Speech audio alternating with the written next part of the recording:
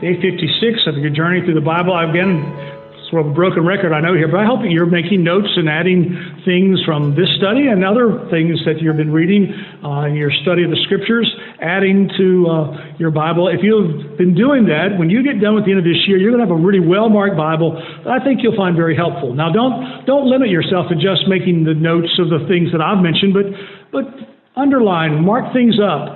Other things that you hear from other teachings and sermons that ring true and are helpful, put them there, and it will be a blessing to you in the years ahead.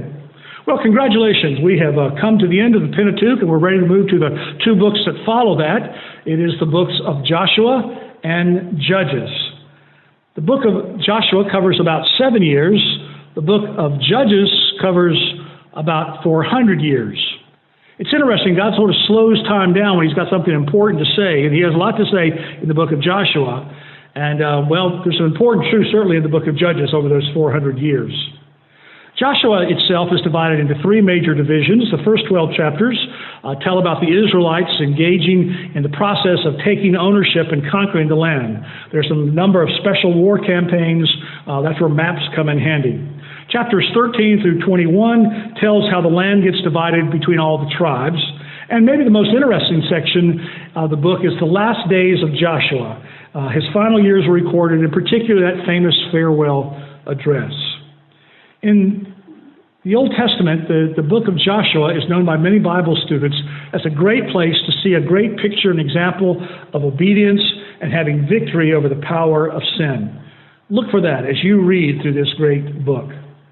While Joshua's time is certainly important to us, and there's a lot to be learned, Judges has a message to give us too. It is one basic truth that is spelled out and illustrated in lots of ways. It's summed up in Judges chapter 17, verse 6. In those days, there was no king in Israel. Everyone did what was right in his own eyes. That is a horrible, dreadful warning to a society who decides that it's going to live by this principle that they'll do whatever they think is right. And whenever you find a culture, a society, a people that do that, the one thing I can guarantee you is they are doomed. Now, I'm speaking these words in 2014. I'm a citizen of the United States of America. I love my country. I pray for revival. But I fear for it more than ever before. And if I had no other source to have a reason to fear for it, the book of Judges would terrify me.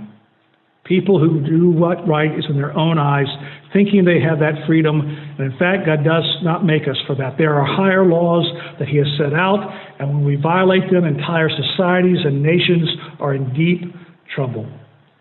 So when you think of these two books, one is the book of Joshua, where the people of God are coming in to His blessings, to His promise. And then there's the book of Judges, where you see the people of God coming out of living by the will of God and all the consequences that come from it. There'll be much for us to learn.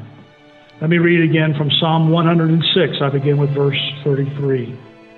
For they made their spirit bitter, and he spoke rashly with his lips.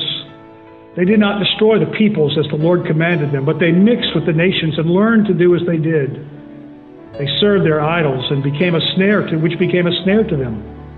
They sacrificed their sons and their daughters to the demons. They poured out innocent blood, the blood of their sons and daughters, whom they sacrificed to the idols of Canaan. And the land was polluted with blood. Thus they became unclean by their acts and played the whore with their deeds. Then the anger of the Lord was kindled against His people, and He abhorred His heritage.